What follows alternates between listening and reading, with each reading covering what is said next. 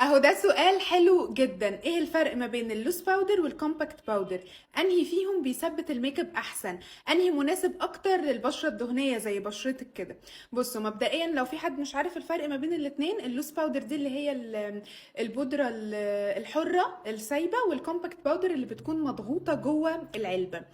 اولا كويس ان انت جبتي اللوس باودر. ليه؟ لان هي حاجه اساسيه لا غنى عنها في تثبيت الميك اب.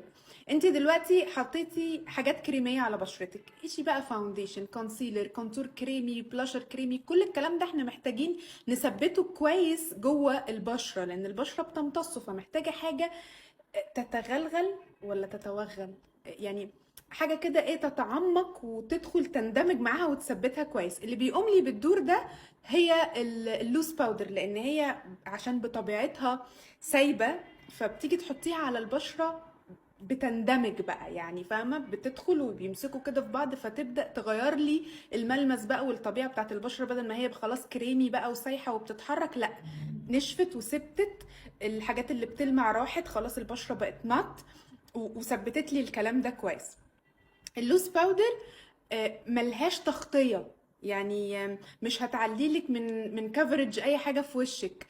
هي بس وظيفتها الوحيدة تثبيت، حتى لو هي ليها لون. يعني في لوس باودر بتبقى شفافة، لما بتحطيها بتاخد لون اللي انت حطاه اوريدي، الفاونديشن او الكونسيلر او كده، وبيبقى فيه ليها لون نود بقى على اصفر معرفش ايه. برضو حتى لو ليها لون، هي مش هتخبيلك عيب لسه ظاهر في البشرة، هي بتثبت وبس.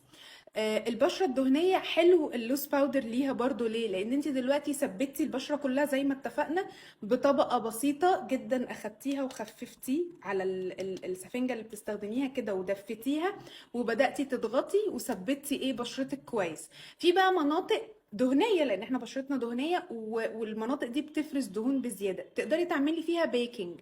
البيكنج ده ان انت بتاخدي بقى بعد خلاص اول طبقه الخفيفه الباودر وثبتي، زودي بقى، تاخدي شويه باودر كده كتير وتحطيهم في الحتت الدهنيه عندك، وتستني شويه البشره هتمتص منهم وتنفضي الزياده. الحتت دي بتكون منوره اكتر وبتكوني ثبتيها اكتر. البيكنج ده بيتعمل باللوس باودر مش بالكومباكت باودر. تمام؟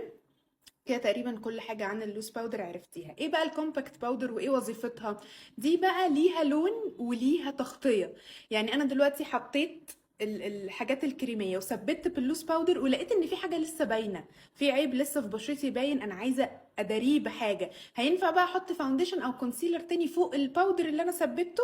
مش هينفع، الدنيا هتكلكع معايا. فهنا بقى تيجي وظيفة الكومباكت باودر، لان هي ليها تغطية، فلما تحطيها هتعلي من الكفرج بتاعت الحاجه اللي حطاها في وشك اوريدي، وهتداري الدنيا معاكي وهتثبت برضو. وكمان بنقدر نصلح بيها حاجات في الميك اب. يعني مثلا حته خططت معاكي، تقدري تمشي عليها بالكومباكت باودر، هي اللي بتظبط الحته دي.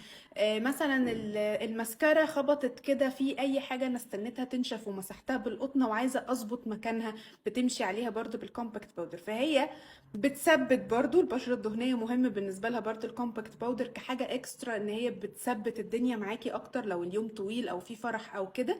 بنصلح بيها اي حاجة، بتعلي الكفرج لان هي ليها تغطية وليها لون. تمام؟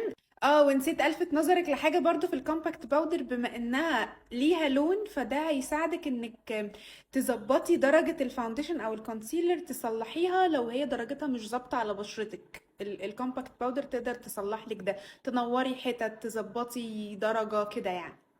ده كده الفرق ما بين الاتنين. تقدري بقى تختاري على حسب انتي محتاجه من الميك اب ايه، هتقدري تستخدمي ايه فيهم.